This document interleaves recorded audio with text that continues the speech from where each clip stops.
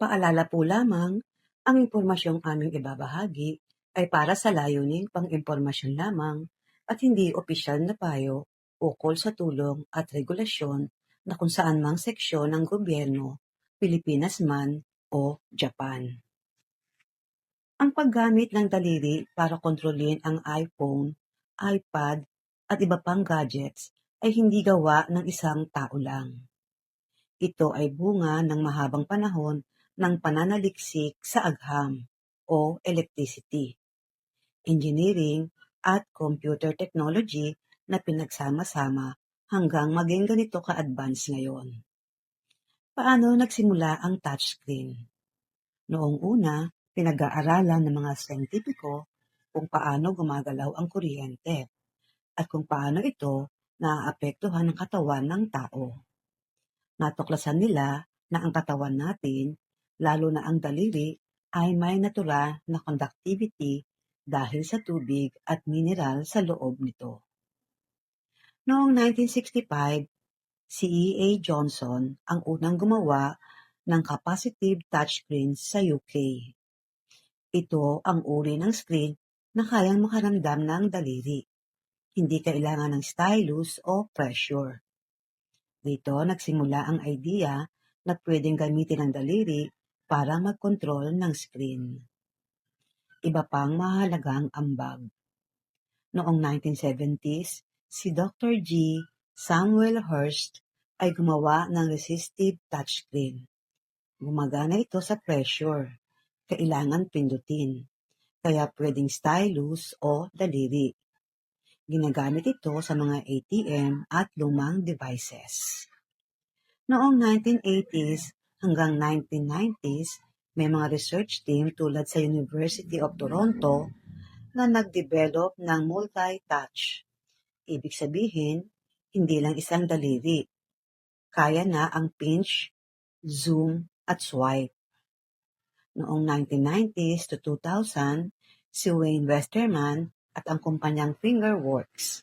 Sila ang nagpa-advance ng natural gestures gamit ang daliri, katulad ng ginagawa natin ngayon. Binili sila ng Apple at ginamit ang technology nila. Kailan ito naging popular? Noong 2007, inilabas ang unang iPhone. Dito talaga sumikat ang paggamit ng daliri sa screen. Minagsama ng Apple ang capacitive touchscreen, multi-touch gestures, at madaling gamitin na software. Dito na nagiging normal ang pag-tap, swipe, drag, at copy-paste gamit ang daliri. Ano ang role ng daliri mo? Ang daliri natin ay may kuryente, very small electrical charge. May tubig at asin, electrolytes, kaya conductive. May nerves para maramdaman ang touch. Kapag hinawakan mo ang screen, nababago ang electric fielding screen. Nakikita ng device kung saan ka pumindot. Ang software ang nagde-decide kung ano ang ibig sabihin ng tap, hold, at copy-paste. Sa kabuuan, nagsimula sa science ng electricity at human touch. 1965, E.A. Johnson, unang capacitive touchscreen. Sumunod ang resistive at multi-touch developments. 2007, iPhone, naging pangkaraniwan sa buong mundo. Hindi ang daliri ang gumagawa ng copy-paste. Ito ay input lang at ang gadget ang nagpoproseso.